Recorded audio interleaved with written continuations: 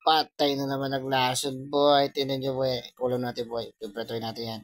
Yan. Espada. Espadang prinito. Tsaka, iyan. Paksiw. Lods, masarap yan. Puta nga nakabili tayo yan.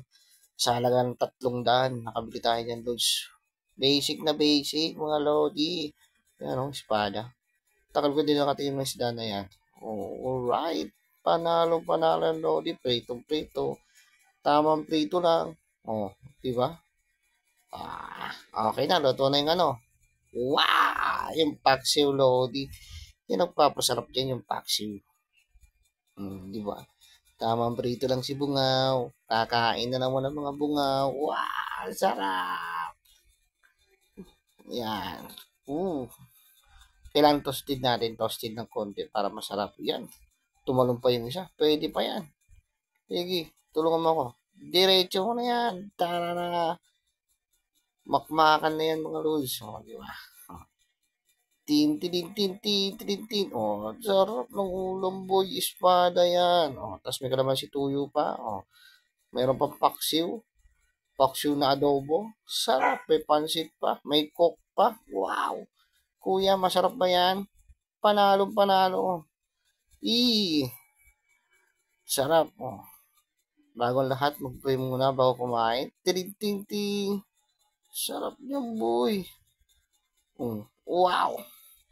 Sarap. Yung mga pagkain, bagong gising, tapos ganyan lulutuin mo, ganyan ulam mo. Napakasarap, Lodi, oh. Tamang kain, Lods, kasi sa Manila wala yan.